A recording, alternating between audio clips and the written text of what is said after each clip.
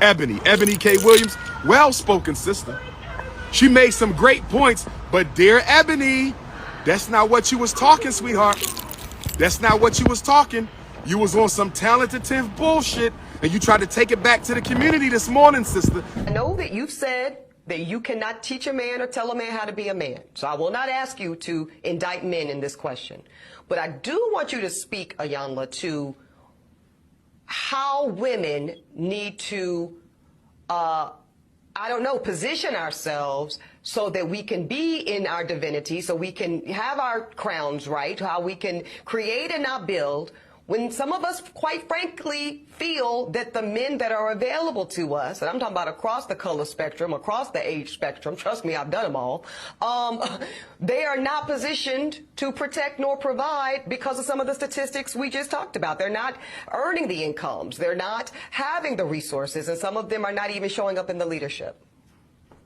Would you date a bus driver?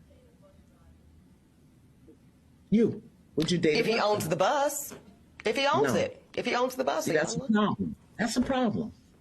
That's a problem. Okay. Because the standards and requisites, and I'm not talking about him laying on his sofa playing video games all day. I'm not talking about that. But the standards and the criteria that we use to measure men is off for who we are as women and who they are in this society.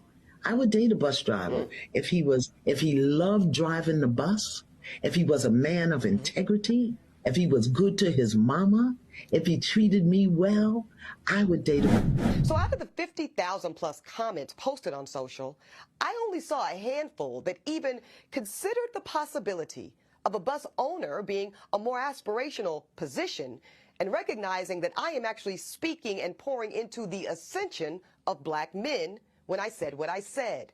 But see, no, some of y'all were too busy naming and shaming me personally and black women in general as undesirable, gold diggers, and much worse.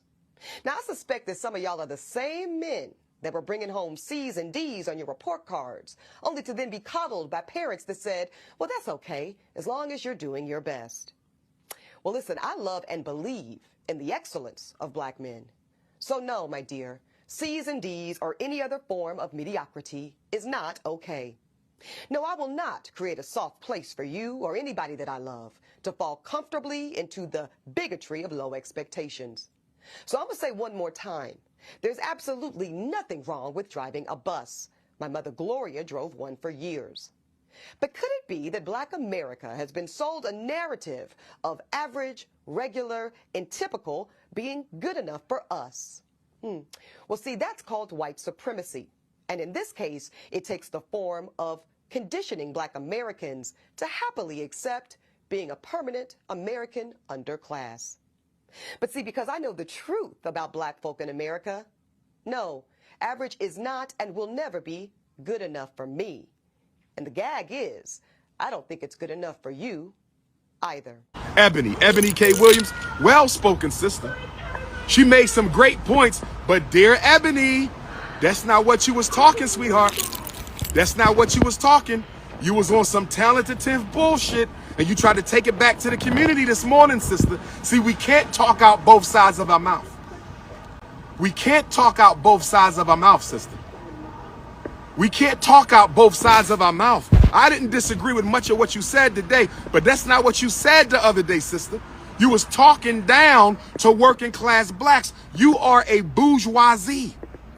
You are a bourgeoisie feminist, and I hope to God you wasn't engaged to no white man, because I thought somebody said you was engaged to a white man.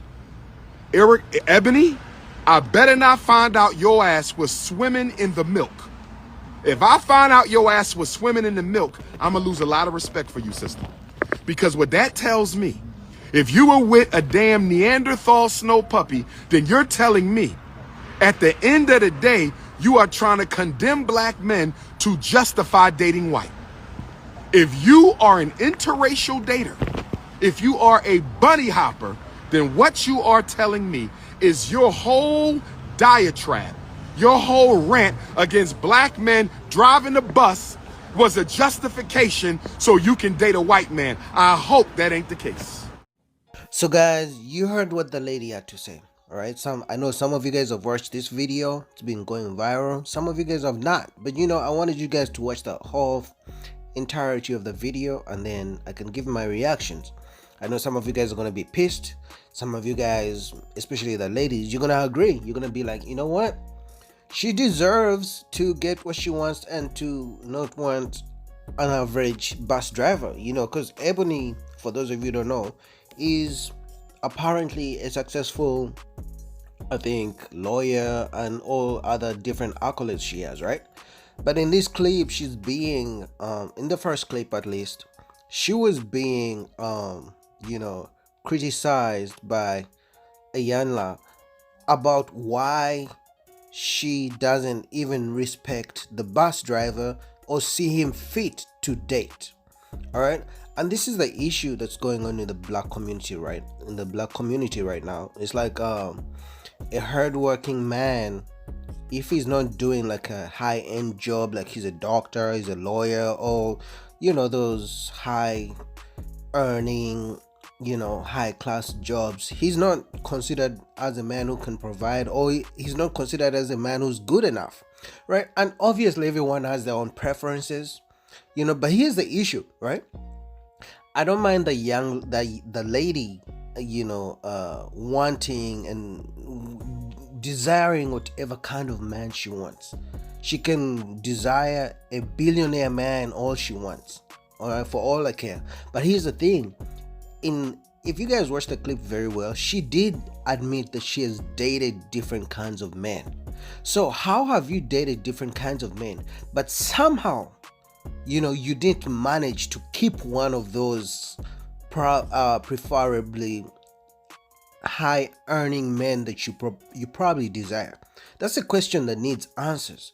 If you think a bus driver is not good enough and he has to own his own bus to date you or to be worthy of dating, so the guys you want, right? And I'm assuming now, if you think a bus driver is not good enough, the guys you want, the guys who have the money, who have the lifestyle that you probably want, the guys who you think are on the same level as you or even better, how come they are not choosing you?